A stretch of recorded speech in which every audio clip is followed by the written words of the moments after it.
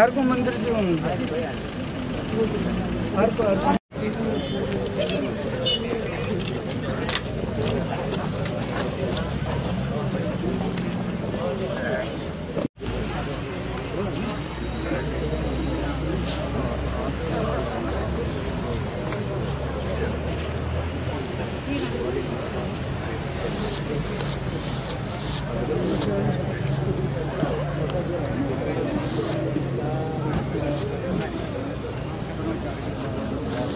प्रदेश सरकारको मुख्यमन्त्रीको हैसियतमा हार्दिक स्वागत गर्न चाहन्छु, अभिवादन व्यक्त गर्न चाहन्छु।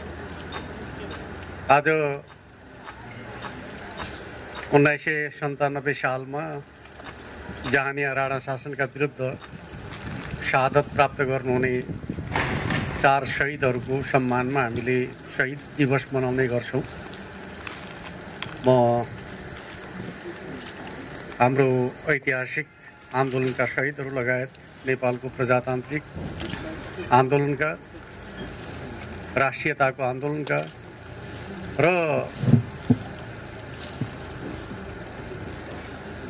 सबै प्रकारका आन्दोलनहरूमा बलिदान गर्ने शहीदहरूप्रति यस अवसरमा सम्मान व्यक्त गर्न चाहन्छु, श्रद्धाञ्जली अर्पण गर्न चाहन्छु।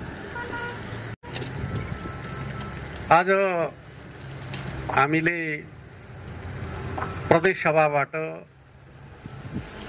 प्रदेशको नामाकरण र प्रदेशको स्थायी मुकाम राजधानी तोक्ने काम गरिसकेपछि स्थायी राजधानी निर्माणका सन्दर्भका बारेको पहिलो कदमका रूपमा पूर्वाधार विकास प्राधिकरणको कार्यालय हामी देउखरी उपत्यकामा स्थापना गर्दैछौँ। गाउँको नाम पनि बिजौरी रहेछ। मेरो आफ्नो जन्मस्थल पनि बिजौरी हो, संयोग त्यस्तै परेको छ।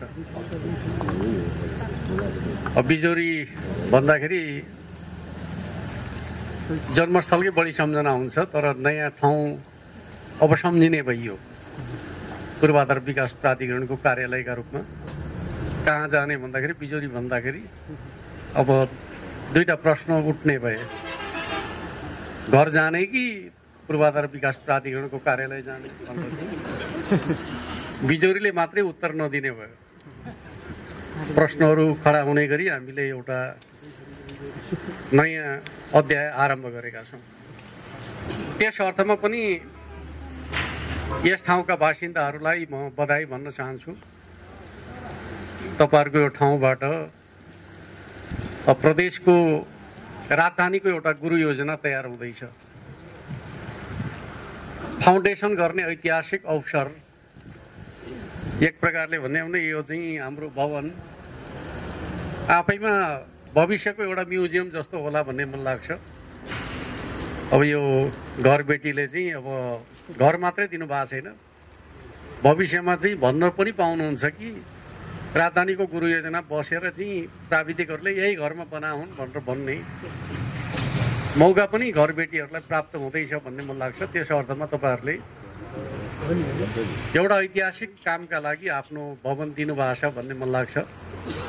यद्यपि हामीले भाडामा प्राप्त गरेका छौँ, तर भाडामा प्राप्त गर्दाखेरि पनि तपाईँहरूको सहयोग महत्त्वपूर्ण छ भन्ने मन लाग्छ। त्यो महत्त्वको लाभ तपाईँहरूले पनि प्राप्त गर्नुहुन्छ भविष्यमा, किनकि तपाईँहरूले आफ्ना पाहुनाहरूलाई गर्वका साथ भन्न पाउनुहुनेछ, यो सुन्दर सहर देख्दैछौ नि, यही ठाउँमा बसेर बनायो हो भनेर भन्ने।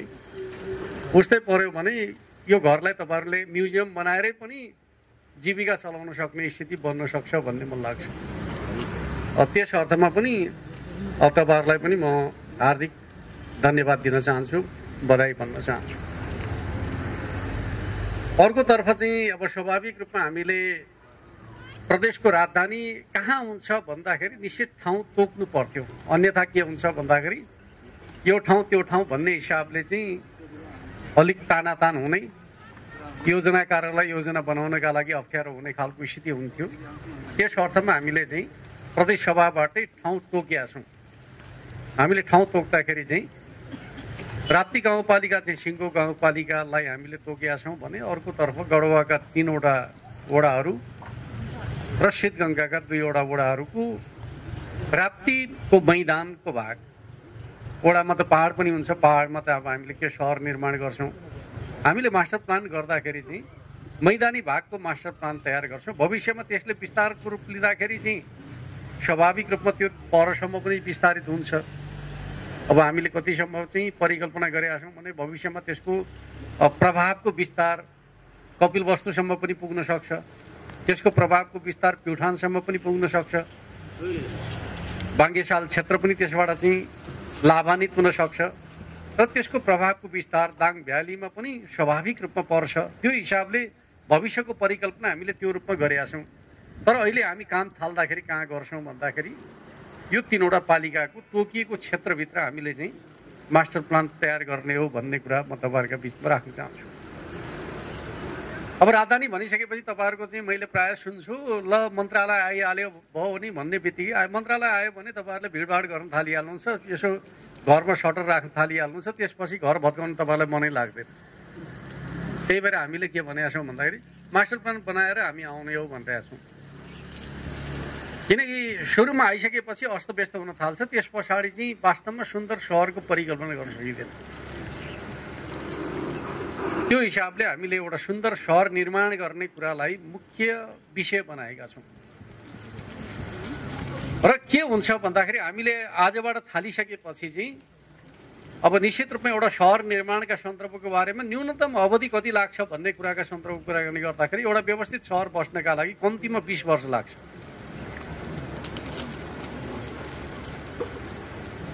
अब अलमल गर्यो भने त धेरै लाग्छ। व्यवस्थित हिसाबले सहर बसाउन खोज्यो भने 20 वर्ष जतिमा एउटा व्यवस्थित सहरको निर्माण हुन्छ। र यो व्यवस्थित सहर निर्माण हुने सन्दर्भका बारेमा पहिले मास्टर प्लान बनाइएन भने जहाँ फाइदा हुन्छ त्यहाँ संरचना बन्न थाल्छन्, त्यसपछि सबै सहर चाहिँ बालुवाङ बजार जस्तो हुन्छ। बालुवाङ बजार अहिले जस्तो छ त्यस्तै हुन्छ। त्यस्तो सहरलाई त हामी गर्व गर्न त सक्दैनौँ। त्यस अर्थमा चाहिँ बालुवाङ बजार जस्तो अव्यवस्थित हुने छैन। अहिले मैले तपाईँहरूले फेरि बालुवाङवासी हुनुहुन्छ भने हाम्रो बजारलाई अव्यवस्थित भन्थ्यो भन्ने खालको चिन्ता होला। त्यसलाई व्यवस्थित मान्ने हो भने त हामीले चाहिँ बनाउनै पर्दैन, बनेकै छ। त्यस अर्थमा त्यस्तो अव्यवस्थित हुँदैन। र स्वाभाविक रूपमा चाहिँ के भन्छ भन्दाखेरि बनिसकेका ठाउँमा बनाउने सम्भावना रहँदैन। त्यही भएर हामीले चाहिँ जहाँ बनाउने सम्भावना छ त्यहाँ बनाउनु पर्छ भन्ने खालको कुरा गऱ्यौँ। र ठुला सहरहरूका सन्दर्भको कुरा के हुन्छ भन्दाखेरि भविष्यमा ठुला सहरहरूलाई व्यवस्थित गर्नका लागि स्वाभाविक रूपमा चाहिँ पिउने पानीको अथवा पानीको पर्याप्त आवश्यकता पर्छ। त्यो पानीको पर्याप्त आवश्यकतालाई पूर्ति गर्न सक्ने सामर्थ्य चाहिँ हाम्रो लुम्बिनी प्रदेशका हकमा चाहिँ सबभन्दा ठुलो नदीका रूपमा राप्ती नदी छ। र त्यस अर्थमा हामीले नदीलाई रोज्यौँ। राजधानी छान्दाखेरि केलाई रोज्यौँ त भन्दाखेरि पहिलो रोजाइ हाम्रो नदी भयो। किनकि हाम्रो प्रदेशमा सबभन्दा धेरै पानी चाहिँ बोक्न सक्ने भाँडो कहाँ छ भनेर भन्दाखेरि राप्ती नदीमा छ भन्ने हिसाबले हामीले राप्ती नदीलाई एउटा आधारका रूपमा लियौँ। त्यस अर्थमा भविष्यमा यो नदीले हामीलाई स्वाभाविक रूपमा राजधानीको गौरवको रूपमा चाहिँ एउटा सेवा गर्छ भन्ने विश्वास हामीले राखेका छौँ। त्यस अर्थमा यो नदीलाई हामी एउटा सुन्दर क्षेत्रका रूपमा विकास गर्छौँ। र मेरो तपाईँहरूसँग के अनुरोध छ भन्दाखेरि अब यसो मैले सुन्छु नदीभित्र पनि हाम्रा जमिन छन् भन्ने जग्गा धनीहरूका दाबीहरू पनि सुनिराखेका छु। म चाहिँ यो पानी बगिरहेका ठाउँ त मेरो चाहिँ जग्गा हो, मेरो सम्पत्ति हो भन्ने खालको दाबी पनि भइराखेका हुन्छ भन्ने खालको कुरा सुन्छु। यो सबै के हो त भन्दाखेरि हाम्रो सम्पत्ति भनेको प्रकृतिले प्रदान गरेका चिज हो, हामी आफैले बना त होइन। र प्रकृतिलाई हामीले चाहिँ उपयोग गरे हो, राज्यले त्यो चिजको हक हामीलाई दिएको छ।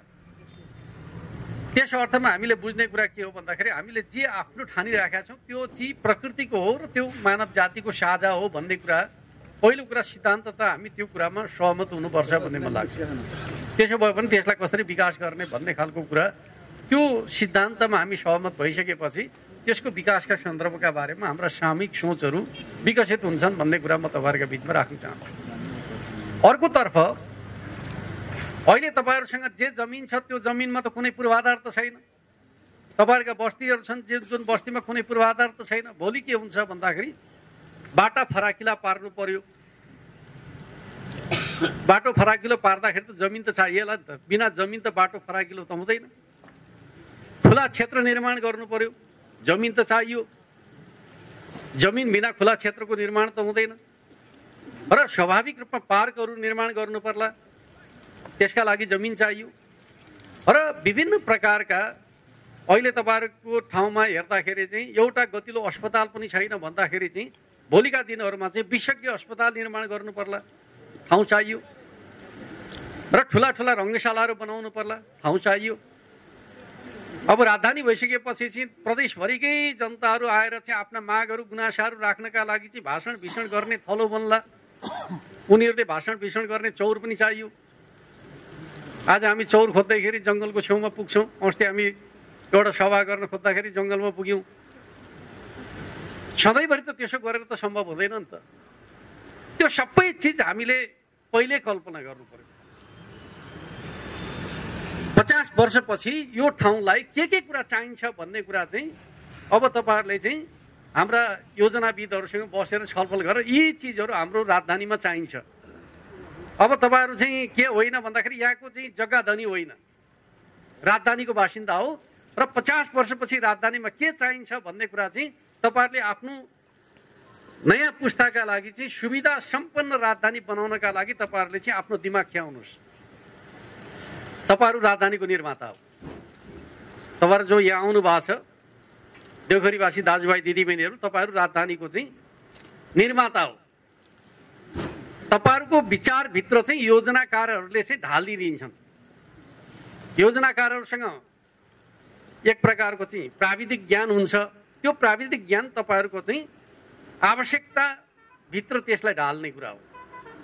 त्यस अर्थमा म तपाईँहरूसँग के भन्छु भन्दाखेरि तपाईँहरू आजको जमानामा के छ भन्दाखेरि आजभोलिका युवाहरू जो हुनुहुन्छ तपाईँहरूले चाहिँ गुगल सर्च गर्नुभयो भने विश्वका सहरहरू कस्ता छन्, हाम्रो सहर कस्तो बनाउने भनेर चाहिँ अब चाहिँ स्कुलमा छलफल चलाउनुहोस्। म के भन्छु भन्दाखेरि हाम्रा चाहिँ देवघरीका जति पनि पालिकाहरू हुनुहुन्छ, पालिकाहरूले प्रत्येक विद्यालयभित्र चाहिँ हरेक हप्ता चाहिँ हाम्रो राजधानी कस्तो बनाउने भन्ने विषयमा विद्यालयमा छलफल गर्न थाल्नुभयो भने त्यसले एउटा राम्रो सपना योजना निर्माण हुन्छ।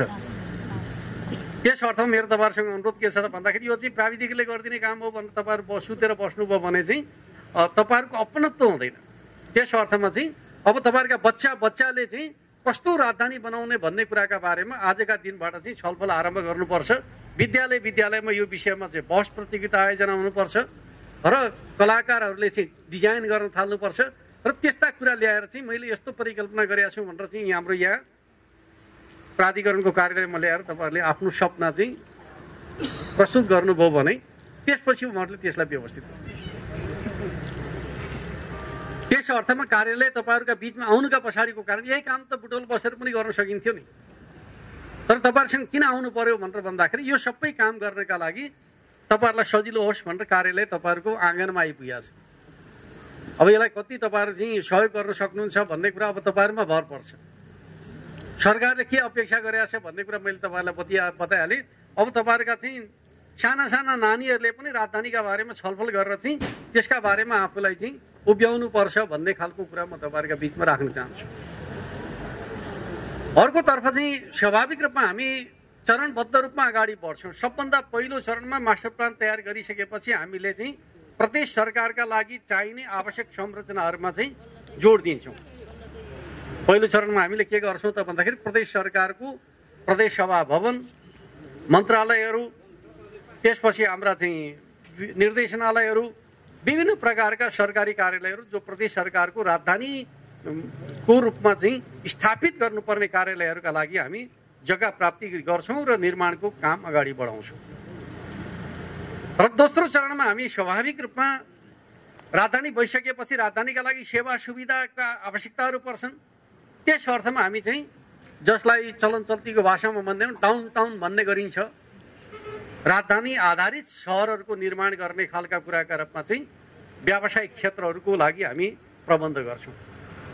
र स्वाभाविक रूपमा त्यस प्रकारको प्रबन्धबाट हामी अगाडि बढ्छौँ। र अर्कोतर्फ चाहिँ राजधानी भइसकेपछि धेरै मान्छेहरू चाहिँ त्यो क्षेत्रमा बसोबास गर्न चाहन्छन्। अब तपाईँहरूको क्षेत्र भने के हुन्छ नि, तपाईँहरू मात्रै बसोबास गर्ने क्षेत्र हुँदैन, बाहिरका मान्छेहरू पनि आएर यहाँ बसोबास गर्न चाहन्छन्। त्यसका लागि आवास क्षेत्रहरूको निर्माण गर्नुपर्ने हुन्छ र धेरै प्रकारका कार्यालयहरू, सेवा क्षेत्रहरू चाहिँ आइपुग्छन्। किनकि यहाँ जति धेरै लगानी हुन थाल्छ त्यो लगानीका लागि सेवा प्रवाह गर्ने बैंकिङ क्षेत्रदेखि लिएर विभिन्न प्रकारका संस्थाहरू यो ठाउँमा केन्द्रित हुन थाल्छन्। त्यो सबैका लागि ठाउँ कसले दिनुपर्छ भनेर भन्दाखेरि तपाईँहरूले दिने हो। र त्यो प्रकारको आवश्यकताका आधारमा हामी चाहिँ यो सबै जग्गालाई के गर्छौँ भनेर भन्दाखेरि चाहे त्यो सरकारी जग्गा होस् चाहे निजी जग्गा होस्, सबैलाई एउटा मास्टर प्लानको डालोमा हाल्छौँ र ल्यान्ड पुलिङ गर्छौँ। ल्यान्ड पुलिङ गरिसकेपछि एउटा निश्चित सिद्धान्त हुन्छ ल्यान्ड पुलिङको, तपाईँहरूबाट जति लिन्छौँ सबै पूर्वाधार तयार गरिसकेपछि तपाईँहरूलाई त्यो विकसित भएको घडेरीहरू हामी फिर्ता गर्छौँ। त्यही भएर अघि हाम्रो माननीय मन्त्रीजीले भन्दै हुनुहुन्थ्यो चाँदीबाट सुरु गर्छौँ, त्यसपछि तपाईँहरूलाई हिरा उपलब्ध गराउँछौँ भन्ने। त्यही चाँदी अलिक ठुलो हुन्छ, अहिले तपाईँहरूसँग चाहिँ जग्गा धेरै छ भन्नुहुन्छ, पछि थोरै पाउनुहुन्छ, तर त्यो हिरा भएर पाउनुहुन्छ। मूल्यका हिसाबले तपाईँहरू असाधारण मुनाफामा पुग्नुहुन्छ। तर मेरो जग्गा यति थियो, सरकारले त यति धेरै लग्यो भनेर गुनासो गर्न थाल्नु भने राजधानी बन्दैन। त्यस अर्थमा तपाईँले चाहिँ मेरो सम्पत्ति भनेर चाहिँ फित्ता नाप्नुभयो भने चाहिँ त्यो राजधानी बन्दैन। मूल्य खोज्नुभयो भने राजधानी बन्छ।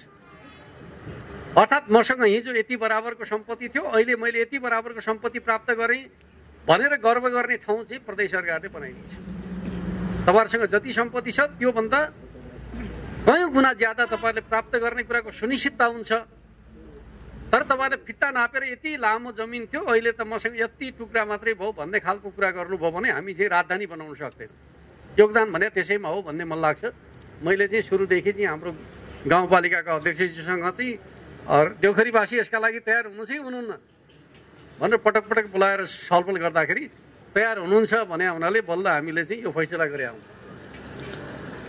तयार नहुने हो भने यो सम्भव छैन फेरि। किन हामी जे सपना देखेका छौँ त्यो सपनाका आधारमा हामीले काम गर्न खोजे हो।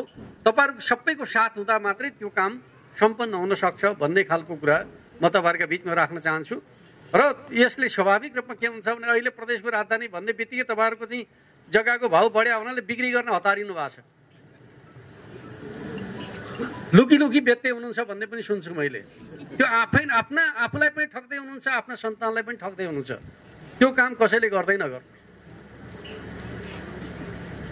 तपाईँहरू मार्फत यहाँ जो आउनु भएको छैन उहाँहरूलाई पनि भन्न चाहन्छु, सरकारले रोक्का गरेका छ, तपाईँहरूका लागि रोक्या गरे हो। तपाईँहरूलाई अलिक धूर्त मान्छेहरूले फकाएर चाहिँ फुल्याएर तपाईँहरूको सम्पत्ति कब्जा गरिदेलान् भनेर चाहिँ हामीले रोक्या हो। राम्रो बनाउनका लागि रोक्या हो र तपाईँहरूलाई फाइदा हुने कामका लागि रोक्या हो भन्ने कुरालाई तपाईँहरूले बुझ्नु जरुरी छ। यो रोक्या कुराको पनि गुनासो गरेर सुन्छु म चाहिँ। यो गुनासो गर्ने कुरा भनेको तत्कालको लोभमा भविष्यको चाहिँ फाइदा गुमाउने कुरा हो। त्यस अर्थमा चाहिँ कोही त्यो कुरालाई चाहिँ चलखेल गर्न खोज्नु भएको छ भने त्यो तपाईँको विरोधी हो भनेर बुझ्नु होला। जसले यो चिजका बारेमा चाहिँ चर्चा टिप्पणी गर्छ, ल प्रदेश सरकारले रोकिदियो हामीलाई नोक्सान भयो भन्ने खालको कुराकानी गर्छ, त्यो तपाईँहरूका लागि ठग्ने धूर्त हो। किनकि उसले तत्काल तपाईँहरूलाई नाफा देखाएर भविष्यको नाफा लुट्न खोजिरहेको छ भन्ने कुरा तपाईँहरूले बुझ्नुपर्छ भन्ने मलाई लाग्छ। तपाईँहरूले अलिकति दुःख सहनुहोस्। अहिले भविष्यमा तपाईँहरूले सोचे भन्दा बढी लाभ प्रदेश सरकारले तपाईँहरूलाई प्रदान गर्छ। अहिले तपाईँहरू आत्तिनु भयो भने धूर्तहरूले फाइदा लिन्छन्, तपाईँहरू चाहिँ यहाँबाट बसाइ उठाइ गर्ने नै हो। किनकि तपाईँहरू लोभी तत्कालको लोभमा पर्नुभयो भने के हुन्छ भन्दाखेरि टाठा बाठा हुने खाने यहाँ आउँछन्, तपाईँहरू चाहिँ बसाइ सरेर चाहिँ सस्तो जमिन खोजेर चाहिँ गाउँ डाँडा पाखातिर जाने हो। त्यस अर्थमा अलिकति दुःख कष्ट सहनका लागि स्थानीय बासिन्दाहरू तयार हुनुपर्छ भन्ने कुरा पनि म राख्न चाहन्छु। प्रदेश सरकारको योजनाले सबभन्दा धेरै फाइदा कसैलाई हुन्छ भने यस क्षेत्रका बासिन्दालाई नै हुन्छ। तर त्यसका लागि तपाईँहरूले धैर्यता चाहिँ राख्नुपर्छ। तपाईँहरू अधैर्य हुनुभयो भने र पर्याप्त रूपमा योजनामा साथ दिनु भएन भने तपाईँहरूको नाफाको दायरा घट्दै जान्छ। धैर्यताका साथ तपाईँले साथ दिनुभयो भने तपाईँले सोचेभन्दा धेरै लाभ प्राप्त गर्न सक्नुहुन्छ। अधैर्य बन्नुभयो भने चाहिँ लाभको मात्रा घट्छ भन्ने कुरालाई पनि तपाईँहरूले बुझ्नु जरुरी छ भन्ने मलाई लाग्छ। हामी त्यो हिसाबले पछि विस्तृत रूपमा छलफल गर्छौँ। तर म तपाईँहरूलाई के कुरा भन्न चाहन्छु भन्दाखेरि तपाईँहरू सबैको जमिनलाई हामी योजनाभित्र हाल्छौँ। मेरो यो जमिन योजनामा पर्यो भनेर तपाईँहरूले चाहिँ अहिले चिन्ता नगर्नुहोला। तपाईँहरूले जे गर्दै आउनुभएको छ गरिरहनुहुन्छ। मास्टर प्लानले तपाईँहरूलाई केही भन्दैन। मास्टर प्लान बनाइसकेपछि त्यसपछि संरचनागत विकासका सन्दर्भको कुराकानी गर्दाखेरि हामी नयाँ मोडेलमा अगाडि बढ्छौँ र अहिले तपाईँहरूको चाहिँ जुन प्रकारको जग्गाको ढाँचा छ त्यो चाहिँ अब रहँदैन। तपाईँहरूको सबै जग्गा आयोजनाले प्राप्त गर्छ। त्यस पछाडि तपाईँहरूलाई चाहिँ अनुपातमा कसैलाई कम नहुने गरी चाहिँ निश्चित अनुपातमा फेरि सबैलाई विकसित घडीहरू प्रदान गर्छ। अर्थात् तपाईँहरूले प्राप्त गर्दाखेरि बाटाघाटा भएका व्यवस्थित ढल निकासको प्रबन्ध भएको अब कतिसम्म हुन्छ भन्दाखेरि यो नाङ्गा तार पनि अब हाम्रो राजधानीमा देखिँदैन। विद्युत पनि यो टेलिफोन पनि सबै प्रकारका चिजहरू हाम्रो राजधानीभित्र चाहिँ अन्डरग्राउन्ड नै हुन्छन्। आकाश खुला देखिन्छ। यो तारका जन्जालहरू देखिने छैन। जस्तो कि सहर बजारमा जानुभयो भने तारहरूका जन्जालहरूले चाहिँ सहरलाई कुरूप बनाउँछ। हाम्रो यो राजधानीमा त्यो हुने छैन र पानी जमिराखेको देखिन्छ। म चाहिँ कहिलेकाहीँ तपाईँहरूकै चाहिँ यो राजमार्गबाट यात्रा गर्दाखेरि राजमार्गसम्म पानीको चाहिँ डुबिराखेको देख्ने गर्छु। हामी त्यो डुबान क्षेत्रलाई पनि निकास क्षेत्रमा रूपान्तरित गरिसकेका हुन्छौँ।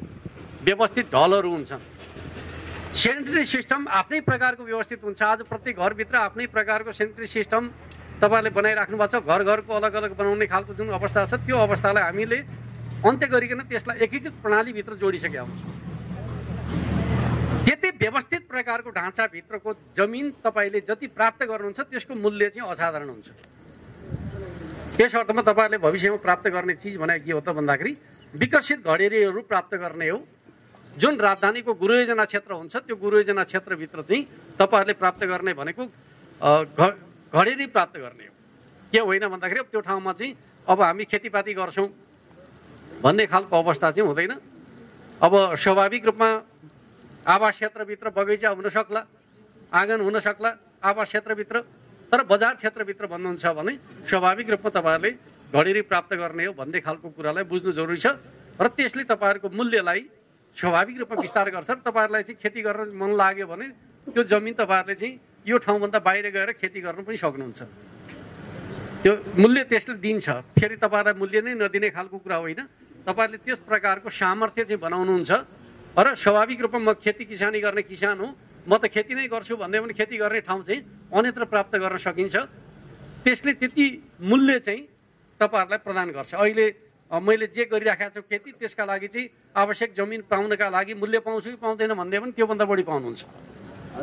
खेती गर्ने चाहनेले खेती गर्नका लागि अन्यत्र जमिन लिएर पनि खेती गर्न सक्छ। तर चाहिँ सहर भने सहरै हुन्छ भन्ने कुरालाई बुझ्नु जरुरी छ। सुरुमै सबै कुरा बुझ्यो भने पछि अलमल हुँदैन भन्ने अर्थमा म तपाईँहरूका बिचमा यति कुरा गरिराखेको छु। यद्यपि यी सबै कुराहरू पछि योजनाकारहरूले छलफल गर्ने क्रममा छलफल गरेर बन्ने चिज हो भन्ने कुरा म तपाईँहरूका बिचमा राख्न चाहन्छु। अहिले हामीले प्लानिङ गरे बजारहरूको कुराकानी गर्दाखेरि चाहिँ अब लम्मै प्लानिङ गरे बजार भन्छौँ। त्यसलाई हेरेर चाहिँ त्यही प्रकारको प्लानिङ भनेर भन्नुभएको छ भने त्यस्तो हुँदै होइन। त्यो भाषामा भन्दै पनि हाम्रो चाहिँ धेरै पुरानो समयको सोचभित्रको प्लानिङ हो र आजको सन्दर्भको प्लानिङ होइन। जति बेला चाहिँ आज हरेक नयाँ पुस्ताको मान्छेले अब भोलिका दिनहरूमा के होला भन्दाखेरि यो देउखरी बासिन्दाका प्रत्येक घरमा 2वटा 3वटा गाडीहरू होलान् भविष्यमा। ती सबै गाडीहरू सडकमा गुड्न पाउनु पर्यो नि, परेन। अहिले अब तपाईँ हामीसँग चाहिँ साइकल नभएका परिवारभित्र पनि भोलि कार होलान्। कार पनि एउटा परिवारभित्र चाहिँ बाउको कारलाई छोराले म चढ्दिनँ भन्ने दिन पनि आउँछ। त्यो हिसाबले कल्पना गरौँ। किनकि हामी विकसित सहरमा मान्छेहरू कसरी जीवन बिताइराखेका छन् भन्ने कुराका आधारमा हामीले पूर्वाधारको सोच विकास गर्नुपर्छ। त्यसमा आज जे छ भन्ने कुराका आधारमा हामीले बनाउन थाल्यौँ भने भोलि हाम्रा चाहिँ संरचनाहरू सबै अव्यावहारिक हुन्छन्, अपर्याप्त हुन्छन्। त्यो हिसाबले हामीले सोच्नुपर्छ भन्ने कुरा म तपाईँहरूका बिचमा राख्न चाहन्छु। यति अस्वाभाविक किन गरे भन्ने खालको कुरा होला। जसो कि अब हाम्रै नेपालकै योजनाविदहरूका सन्दर्भमा कुराकानी गर्दाखेरि मैले चाहिँ राप्ती पुल र चाहिँ भालुवाङको पुलका बिचमा अर्को एउटा पुल बनाउने भन्ने कुरा गर्दाखेरि यस्तो वाहियात कुरा गर्ने भनेर भन्दाखेरि योजनाकारहरू नै त्यस्ता छन्, त्यति पछौटे मानसिकताका छन्। भन्दाखेरि जनताको अवस्था के होला भन्ने कुरा त हामी योजना बनाउनेले नै भविष्य सोच्न सकेका छैनौँ भने जनताले नसोचेका कुरामा हामीले जनतालाई अन्यथा भन्ने कुरा त हुँदैन। तर म तपाईँलाई के भन्छु भन्दाखेरि यति छिटो बदलिन्छ समाज, जुन कुरा हामी चाहिँ हेर्दा हेर्दै चाहिँ के भयो भन्ने खालको स्थितिमा हामी पुग्छौँ। त्यो प्रकारको सोच बनाएको हुन्छ है नेतृत्वले, त्यो प्रकारको सोच बनाएको हुन्छ है राज्यले भन्ने कुरा तपाईँहरूले ठान्नुपर्छ भन्ने मलाई लाग्छ। त्यही भएर मैले तपाईँहरूलाई कन्भिन्स गर्नका लागि सबभन्दा विद्यालयका तपाईँका नानीहरूलाई यो छलफल प्रतियोगितामा सामेल गरिदिनु भयो भने उनीहरूले नयाँ नयाँ कुरा ल्याइदिन्छन् घर घरमै। किनकि उनीहरूले त आजभोलिको गुगल सर्च गरिकन चाहिँ विश्वका राजधानीहरू कस्ता छन् भन्ने कुरा आफै अध्ययन गर्न थाल्छन्। त्यसपछि उनीहरूले छलफल गरेर चाहिँ हाम्रो राजधानी कस्तो बनाउने भन्ने कुराको डिजाइन प्रस्तुत गर्न थाल्छन्। त्यसपछि तपाईँहरू सबै कन्भिन्स हुनुहुन्छ। अहिले तपाईँहरू कन्भिन्स नभएको तपाईँहरूका नातिले भन्न थाल्यो भने त तपाईँहरू कन्भिन्स नभई सुखै हुँदैन। त्यस अर्थमा चाहिँ यो विद्यालयमा हुने छलफलका सन्दर्भमा मैले अब हाम्रा यो 4वटै पालिकाका प्रमुखजीहरूलाई अनुरोध गर्छु, तपाईँहरूले यो अवधिमा त्यो काम चाहिँ स्मुथली अगाडि बढाउनुहोस्। त्यसका लागि चाहिँ देउखरीवासीले चाहिँ स्थानीय सरकारले लगानी गरिकन चाहिँ राजधानीका सन्दर्भको बारेमा सपना देखाउने खालको कुरा चाहिँ विद्यालयबाटै गर्नुभयो भने सबैलाई कन्भिन्स त्यसले गर्छ। अहिले तपाईँहरूका मनमा कुनै प्रश्न छन् भने तपाईँका छोरा नातिहरूले नै उत्तर दिन्छन्। त्यसका लागि चाहिँ मुख्यमन्त्रीलाई बोलाएर छलफल गर्नुपर्छ भन्ने कुरा चाहिँ बाँकी रहँदैन भन्ने लाग्छ। पर्यो भने त आउँला छलफल गर्न। तर मेरो आग्रह के छ भन्दाखेरि सकेसम्म तपाईँका छोरा नातिहरूले नै तपाईँहरूलाई चित्त बुझाइदिउन्। त्यो प्रकारको वातावरण चाहिँ गाउँपालिका नगरपालिकाहरूले मिलाइदिनु होला भन्ने खालको अनुरोध पनि गर्न चाहन्छु। किनकि नयाँ कुराका सन्दर्भका बारेमा जिज्ञासा त स्वाभाविक रूपमा हुन्छन्। त्यो जिज्ञासा शान्त नहुँदासम्म मान्छेको मनमा चाहिँ उद्वेलन पैदा भइरहन्छ। त्यो उद्वेलन अन्त्य गर्ने कुरा चाहिँ विद्यालयबाटै आरम्भ हुन सक्छ भन्ने खालको कुरा म तपाईँहरूसँग अनुरोध गर्न चाहन्छु। खास गरी विद्यालयका प्राचार्यहरू, शिक्षकहरू र गाउँपालिका नेतृत्वले, नगरपालिका नेतृत्वले त्यो विषयमा भूमिका खेल्यो भने राम्रो हुन्छ भन्ने खालको अनुरोध म गर्न चाहन्छु। अर्कोतर्फ चाहिँ स्वाभाविक रूपमा यो ठाउँ अब के होला भन्ने कुराका सन्दर्भमा कुराकानी गर्दाखेरि केही वर्ष पछाडि यहाँ एसियन रेलवे नेटवर्क सुरुवात हुन्छ। अर्थात् यही देउखरी भ्याली हुँदै चाहिँ रेल चल्न थाल्छ। त्यो रेल कहाँदेखि चल्छ भन्दाखेरि पूर्वी एसियाबाट चलेर रेल पश्चिम एसियासम्म जान्छ। कहाँको बाटो हुँदै भन्दाखेरि देउखरीको बाटो हुँदै। नेपाल सरकारको परिकल्पना त्यस्तो छ। त्यो चिज पनि हामीले चाहिँ यही ठाउँमा निर्माण गर्ने हो। अर्कोतर्फ चाहिँ अब राजमार्गका हिसाबले भन्नुहुन्छ भने उतातिर हुलाकी राजमार्ग बन्दैछ पारीतिर, बुहारीतिर अब यो चाहिँ पूर्व पश्चिम राजमार्ग। अब यो के छ भन्दाखेरि एकपटक मैले अब देउखरी भ्यालीकै केही युवाहरूले चाहिँ सडकमा आएर चाहिँ धान रोपेर चाहिँ व्यङ्ग्य गरेर सुने पढेँ। कुन ठाउँमा हो? केरा रोपे नर्थमा। अब यो पनि कस्तो हुन्छ भन्दाखेरि हाम्रो भूगोल के छ भन्ने कुराको जानकारी पनि स्थानीय बासिन्दाले राख्नुपर्छ भन्ने मलाई लाग्छ। नराखिकन सरकारलाई मात्रै व्यङ्ग्य गरेर हुँदैन। यो भूगोलको जुन प्रकारको माटोको बनावट छ, बाटो निर्माण गर्दाखेरि जुन प्रकारको प्रविधि प्रयोग गर्नुपर्ने हो त्यो प्रविधि प्रयोग नभएका कारणले गर्दाखेरि यो बाटो चाहिँ उबड खाबड छ। एक प्रकारले भने हेर्दा पिच छ तर गाडी चाहिँ हल्लिन्छ, उफ्रन्छ गाडी। तपाईँहरू सबै हिँड्नु भएको छ, तपाईँहरू सबैलाई थाहा छ गाडी उफ्रँदाखेरि चाहिँ बनाएको बाटो छिटो बिग्रन्छ। बुझ्नुभयो नि किन देउखरीको बाटो छिटो बिग्रिन्छ भन्दाखेरि त्यो माटोको बनावटको कारणले गर्दाखेरि, प्रविधि नमिलेको कारणले गर्दाखेरि गाडी उफ्रन्छन्, उफ्रेको गाडीले चाहिँ पिचलाई बिगार्छ। यो चिज त तपाईँहरूले चाहिँ अब आफ्नो प्रकृति कस्तो छ भन्ने कुरा त आफैले चाहिँ थाहा त पाउनु पर्यो। यो चिजका लागि हामी अरू कसैलाई गाली गरेर त हुँदैन। त्यस अर्थमा यो बुझेर चाहिँ सरकारले के गर्न खोजेको थियो भन्दाखेरि पहिलेको कुरा, त्यो राजधानी नआउँदैको कुरा, नयाँ प्रविधि आधारित सडक बनाउने भनेर एमसिसी परियोजना अन्तर्गतको सडक चाहिँ यही देउखरी भ्यालीमा बनाउने कुरा थियो। नयाँ प्रविधिको सडक, जुन सडक अहिलेको जस्तो नउफ्रिने बनायो भने चाहिँ नबिग्रने। तर अब हामी कहाँ चाहिँ यो एमसिसीका सन्दर्भका बारेमा नेपालमा ठुलो बहस चल्यो। अब एक प्रकारले भन्यो भने यो चाहिँ राष्ट्रवादी हो कि राष्ट्रघाती हो भन्न थाले। त्यसले गर्दाखेरि यो प्रतिनिधि सभाभित्र चाहिँ त्यो विषय चाहिँ छलफल गरेर टुङ्ग्याउनु पर्ने, सांसदले टुङ्ग्याएनन्। टुङ्ग्याएको भए हामी चाहिँ कस्तो सडक हुँदो रहेछ भन्ने कुरा देखिहाल्थ्यौँ। सरकारले त बनाउन खोजेकै थियो, त्यो चाहिँ बन्न चाहिँ पाएन। तर अब हामी के गर्छौँ भनेर भन्दाखेरि अब चाहिँ प्रदेशको राजधानी यहाँ बन्ने भएको कारणले गर्दाखेरि अब पूर्व पश्चिम राजमार्गलाई आउने बजेटका माध्यमबाट केन्द्र सरकारका तर्फबाट हामी बुटोलदेखि चाहिँ कोलपुर खण्डलाई 4 लेनको सडकका रूपमा चाहिँ, बस्तीमा त्यो 6 लेनका रूपमा हुन्छ, जङ्गल क्षेत्रमा चाहिँ त्यो 4 लेनका रूपमा विकास गर्ने हिसाबले नेपाल सरकारका तर्फबाट त्यो परियोजना अगाडि बढ्यो भने अहिले तपाईँहरूले जुन सानो सडकभित्र जुन प्रकारका समस्याहरू बेहोर्नु भएको छ त्यो समस्या भविष्यमा अन्त्य हुन्छ। तर त्यो काम गर्नका लागि त फेरि समय त लाग्छ। त्यो धैर्यता तपाईँहरूले राख्नुपर्छ भन्ने मलाई लाग्छ। यो सुरुमै हातेर चाहिँ एक प्रकारले पनि राजनीति गर्नेहरूको काम के हुन्छ भन्दाखेरि अनावश्यक प्रोपोगन्डा गरिदिने। विरोध गर्यो भने चाहिँ मेरो उचाइ बढ्छ भन्ने प्रकारको मानसिकताबाट जनतालाई भड्काउन खोज्ने खालको प्रवृत्ति छ। म तपाईँलाई के भन्न चाहन्छु भन्दाखेरि मुलुक बनाउने हो भने यस्तो भड्काउ तरिकाका नेताजीहरूबाट जोगिनुपर्छ। राम्रा काम गर्न खोज्छन्, स्वागत गर्ने, भड्काउने कुराहरू आफूले नगर्ने त्यसपछि भड्काउने कुरा गर्नको के अर्थ छ भन्नु त। त्यस अर्थमा यस्ता कुराहरूबाट हामी जो कोही पनि जोगिनुपर्छ भन्ने खालको कुरा म तपाईँहरूका बिचमा राख्न चाहन्छु। अर्को चिज रूपमा विकास गर्ने परिकल्पना गरेका छु। यसको मकसद के हो त भन्दाखेरि पहिलो ड्याम बर्खाको पानी जम्मा हुने गरी नौमुरेमा ठुलो जलाशय निर्माण हुन्छ। त्यो जलाशयबाट छोडिएको पानीलाई रेगुलेटेड ड्यामका रूपमा फेरि तल्लो भेगमा दाङ र प्युठानको सीमा क्षेत्रमा अर्को एउटा फेरि बाँध बाँधिन्छ। त्यो बाँधले विद्युतबाट निक्लेको पानीलाई चाहिँ सञ्चय गरेर राख्छ र त्यसपछि नियमित रूपमा चाहिँ हाम्रो नदीमा पानी छोड्छ। त्यो नदीमा नियमित रूपमा छोड्ने पानी चाहिँ हिउँदमा पानी जुन कम हुने छ त्यो पानी कम हुने अवस्था चाहिँ सधैँका लागि अन्त्य हुन्छ। त्यसपछि हाम्रा नदीहरूमा सधैँभरि चाहिँ चाह्यो भने नौका विहार गर्न सकिन्छ। जस्तै अब यो देउखरी भ्यालीको कुराकानी गर्दाखेरि बर्खामा मात्रै डुङ्गा चढ्ने चलन थियो। म आफै पनि धेरै पटक चाहिँ बर्खाको चाहिँ अब डुङ्गामा चढेर कोइलावासको यात्रा गरेकै व्यक्ति हुँ। तपाईँहरू मध्ये धेरैले गर्नुभयो होला होइन। तर हिउँदमा के हुन्छ भन्दाखेरि सम्भव हुँदैन।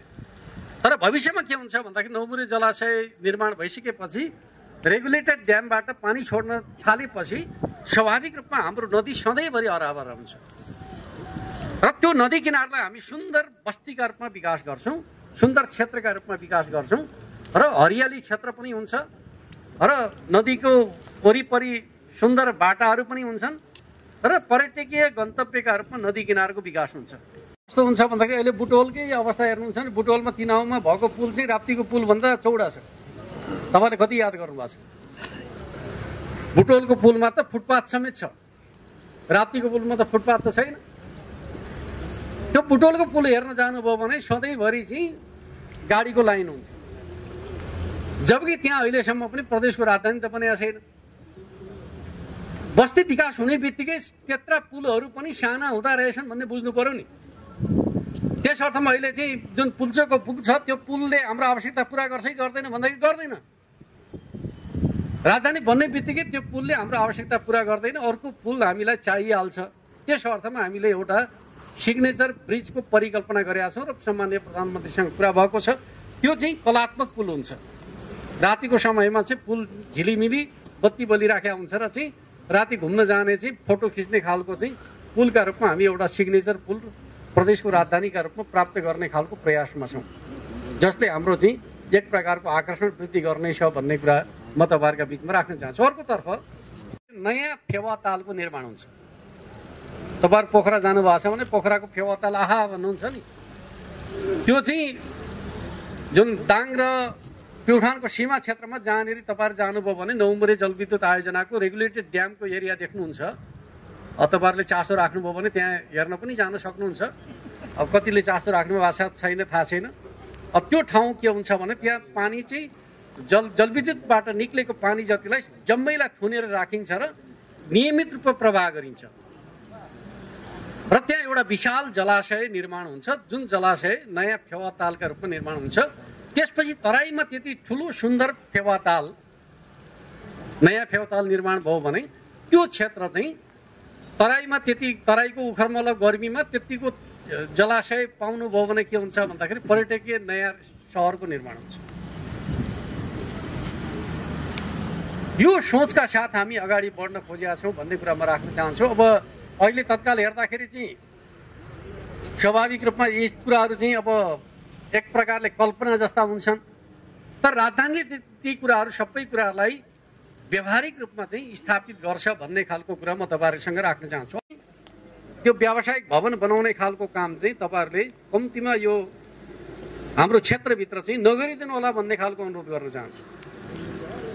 अब अहिले गऱ्यो भने चाहिँ अब नाफा आइहाल्छ भन्ने ठान्नुभयो भने वास्तवमा भन्नुहुन्छ भने मेरो चाहिँ अब गाउँपालिकाहरूले के निर्णय गरिदिनु होला भन्दाखेरि पुराना बनेका घरहरू भरे भविष्यमा भत्काउनु पर्यो भने चाहिँ प्रदेश सरकारले क्षतिपूर्ति दिन्छ, अब बनाउनेको हकमा क्षतिपूर्ति दिँदैन भनेर भनिदिनु होला। त्यस अर्थमा यो रेकर्ड पनि राख्नु होला, कुन घर चाहिँ प्रदेश राजधानी घोषणा भएपछि तपाईँहरूले रोकेपछि बनाएछन् भन्ने कुराको रेकर्ड पनि राख्नु होला। जुन घर पहिले बनेका छन् ती घर भत्काउनु पर्यो भने क्षतिपूर्ति प्राप्त हुन्छ, जुन घर अहिले बन्दैछन् तिनीहरूको क्षतिपूर्ति प्राप्त हुँदैन भन्ने कुरा गर्नु होला। म जोखिम मोल्छु भनेर कागज गर्छन् भने बनाउनु दिनु होला, अन्यथा चाहिँ क्षतिपूर्ति प्राप्त हुँदैन भन्ने कुरा बनाएर मात्रै अनुमति दिने खालको काम गर्नु होला। 2-4 पैसा राजस्व पाइन्छ भन्ने नाममा लोभ नगर्नु होला गाउँपालिकाहरूले। यो घर बनाउँदाखेरि नक्सा पासको चाहिँ अलिअलि पैसा आउँछ भनेर चाहिँ लोभ नगर्नु होला। बरु तपाईँहरूलाई चाहिने पैसा त राजधानीले स्वाभाविक रूपमा गुरु योजना बनाउँदाखेरि तपाईँहरूका बाटाघाटाका काम त प्रदेशीय राजधानीले गरिहाल्छ भनेपछि अहिले हतारिनु पर्ने जरुरी छैन भन्ने कुरा पनि म अनुरोध गर्न चाहन्छु। बरु अहिले तपाईँहरूको लगानी चाहिँ शिक्षा स्वास्थ्यमा बढी गर्नुहोस्, केटाकेटीहरूलाई पढाउने कुरामा बढी ध्यान दिनुहोस्। राजधानी आइसकेपछि हाम्रा केटाकेटीहरू टाटा हुनुपर्छ, राजधानीको सेवा सुविधाका लागि उनीहरू बिक्ने बनाउन सक्नुपर्छ। त्यस अर्थमा पालिकाहरूले शिक्षामा बढी फोकस गर्नुहोस्। यो सडक पुलसुल आदि इत्यादि कुरामा अहिले कम गर्नुहोस्। किन त्यो काम प्रदेशको गुरु योजनाले नै गर्नेवाला छ भने तपाईँहरूले अनावश्यक ढङ्गले साना साना कलभट बनाएर साना साना पुल बनाएर बेकार त्यसलाई क्षति पुर्याउने खालको काम, सरकारको सम्पत्ति नोक्सान पार्ने खालको काम चाहिँ गाउँपालिका नगरपालिकाले यो क्षेत्रभित्र कम्तीमा नगर्नु होला। जे काम गर्छौँ हामी चाहिँ गुरु योजना अन्तर्गत गर्छौँ। तपाईँहरूले गर्ने भनेको चाहिँ एक प्रकारले चाहिँ हार्डवेयरको काम चाहिँ अब गुरु योजनाले बनाउँछ, सफ्टवेयरको काम मान्छेलाई सक्षम बनाउने काम चाहिँ गाउँपालिका नगरपालिकाहरूले गर्नु होला। मान्छे सक्षम भयो भने हरेक सेवा सुविधाका लागि ऊ योग्य हुन्छ। त्यस अर्थमा अब हाम्रो लगानी चाहिँ बढी चाहिँ यो क्षेत्रका गाउँपालिका नगरपालिकाको लगानी चाहिँ मान्छेको क्षमता बढाउने कुराहरूमा बढी केन्द्रित गर्नुहोस्। अरू प्रकारका पूर्वाधारहरू त गुरु योजनाले निर्माण गर्छ, त्यस अर्थमा तपाईँहरू हतारिनु पर्ने जरुरी छैन भन्ने कुरा पनि म राख्न चाहन्छु। किनकि अहिले तपाईँहरूले बनाएका सानातिना कलबडहरू भोलि हामी भत्काइहाल्छौँ, त्यो प्रदेशका लागि काम लाग्दैन। त्यसमा अहिले खर्च गरेर के गर्नुहुन्छ?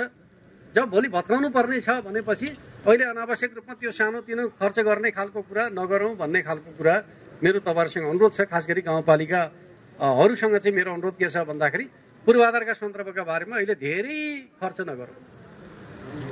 तपाईँहरूले अरू काममा चाहिँ लगानी गर्नुहोस्। पूर्वाधारका सन्दर्भमा गुरु योजना पछाडि बरु तपाईँहरूले गर्न पाउने कुरा के हो भन्ने कुरा पूर्वाधारमै तपाईँहरू बसेर चाहिँ हामी यो काम चाहिँ गाउँपालिकाका तर्फबाट गर्न चाहन्छौँ भनेर माग गर्नुभयो भने हामी तपाईँहरूलाई छुट्याइदिउँला। यो गाउँपालिकाले विकास गर्ने, ल बस्ती विकासै हामी गर्छौँ भन्नुभयो भने पनि गाउँपालिकाले विकास गर्ने बस्ती भनेर पनि छुट्याइदिउँला। केही फरक पर्दैन, मिलेरै गर्ने कुरा हो।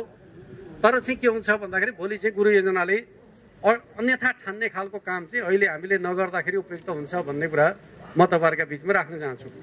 अर्को चिज के छ भन्दाखेरि अहिले चाहिँ भूमिहीन सुकुम्बासीका सन्दर्भका बारेमा अब आयोगहरू गठन भएको छन्।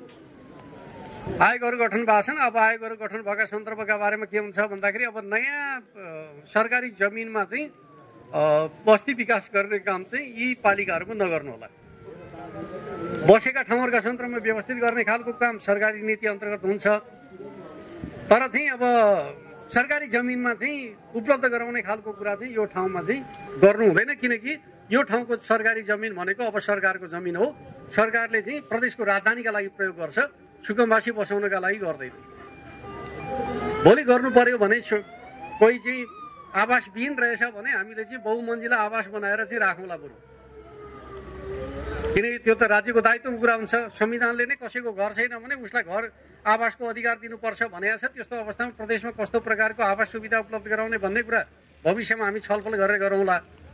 तर अहिले चाहिँ सरकारी जमिन अतिक्रमण गर्ने खालको कुरालाई पूर्ण रूपमा रोक्ने खालको काम चाहिँ पालिकाका तर्फबाट हुनुपर्छ। तपाईँहरूले अहिलेसम्म सहयोग पनि गर्दै आउनु भएको छ, भविष्यमा पनि तपाईँहरूको सहयोग चाहिँ सरकारी जमिनको अतिक्रमण रोक्ने कुरामा चाहिँ हुनेछ भन्ने कुरा पनि म राख्न चाहन्छु।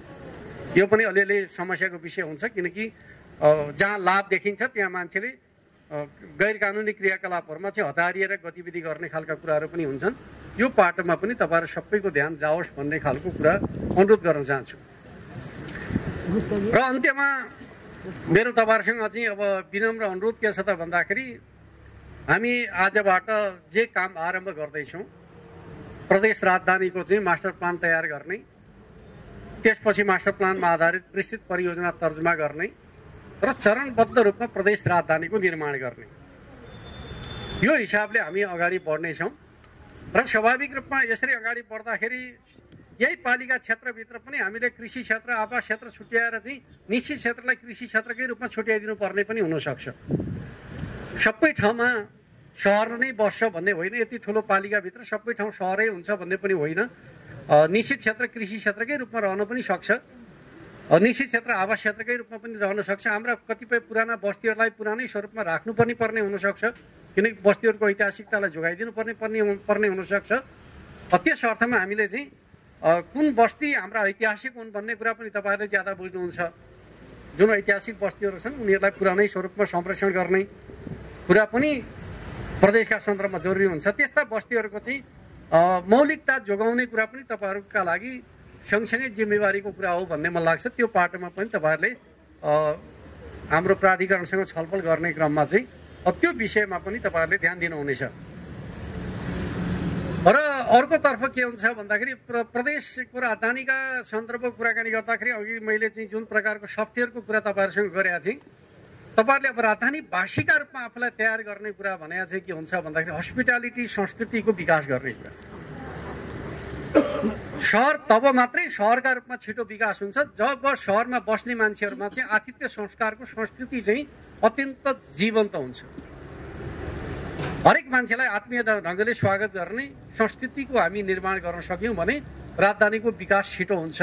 त्यस अर्थमा देउखरीवासीमा एक प्रकारले आतिथ्य संस्कारको संस्कृति त छँदैछ, त्यसलाई आधुनिकीकरण गर्नु जरुरी छ। किन अरू मान्छेका स्वभाव बुझेर चाहिँ आफ्नो आतिथ्यतालाई चाहिँ विकास गर्नुपर्छ। आफूलाई के मनपर्छ भन्ने कुराको आधारमा मात्रै हुँदैन, अरूलाई के मनपर्छ भन्ने कुरा चाहिँ राजधानीवासीले बढी ख्याल गर्नुपर्छ। अहिलेसम्म हाम्रो जोड के हुन्छ भन्दाखेरि आफूलाई मनपर्ने कुरामा रमाउने कुरा हुन्छ। राजधानीवासी भइसकेपछि उसको कर्तव्य के हुन्छ भन्दाखेरि अरूलाई मनपर्ने व्यवहार चाहिँ हामीले प्रदर्शन गर्ने कुरा चाहिँ राजधानीवासीको चाहिँ विषय बन्छ। त्यस अर्थमा तपाईँहरूले भोलिका दिनहरूमा चाहिँ राजधानीको परिचयका रूपमा के कुरालाई स्थापित गर्न चाहनुहुन्छ, जस्तै हरियाली क्षेत्र निर्माण गर्दाखेरि कस्तो प्रकारको प्लान्टेसन, फुलहरू रोप्दाखेरि कस्तो प्रकारका फुलहरू चाहिँ यो राजधानीको परिचयका रूपमा तपाईँहरू स्थापित गर्न चाहनुहुन्छ, र घरको डिजाइन कस्तो बनाउने, अर्थात् यो राजधानीको चाहिँ मौलिकता प्रकट गर्नका लागि तपाईँहरूले कस्तो प्रकारको आर्किटेक्चरको परिकल्पना गर्नुभएको छ भन्ने कुरा प्राविधिकहरूलाई बताइदिनु भयो भने प्राविधिकहरूले त्यो प्रकारको ढाँचामा चाहिँ यो राजधानीलाई बदल्नुहुन्छ। र कस्तो हुन्छ भन्दाखेरि मैले तपाईँहरूसँग अनुरोध गर्न खोजेको पक्ष के हो भन्दाखेरि कालाकाटेबाट ठ्याक्क हेर्ने बित्तिकै आहा नयाँ ठाउँ आइयो भन्ने खालको अनुभूति चाहिँ हेर्ने बित्तिकै मान्छेले अनुभव गर्छ।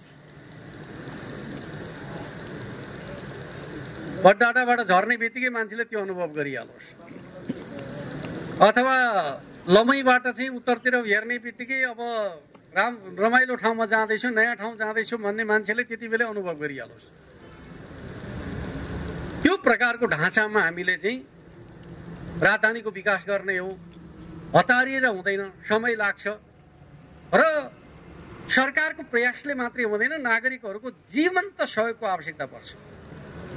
त्यसो हुन सक्यो भने चाहिँ म त तपाईँलाई के भन्छु भन्दाखेरि नेपालका सन्दर्भमा मात्रै हामी नमुना होइन कि दुनियाँका सन्दर्भमा पनि नमुना बनाउन सक्ने उपयुक्त ठाउँ, उपयुक्त उपत्यका, उपयुक्त भूगोल हामीसँग छ, जसलाई हामीले अहिलेसम्म चिनाउन सकेका छैनौँ। भविष्यमा हामी त्यो हिसाबले चिनाउने सामर्थ्य राख्छौँ। त्यो गौरव तपाईँहरूसँग छ, देउखरीवासीसँग त्यो गौरव, ऐतिहासिक गौरव प्राप्त छ। त्यो चिजलाई तपाईँहरूले आफ्नो परिचयका रूपमा, आफ्नो पहिचानका रूपमा र आफ्नो भविष्यका रूपमा तपाईँहरूले त्यो योजनाभित्र अगाडि बढ्नका लागि भूमिका खेल्नुहुनेछ भन्ने कुरा खास गरी मैले स्थानीय बासिन्दाहरूलाई सम्बोधन गर्दै यति कुरा गरेँ।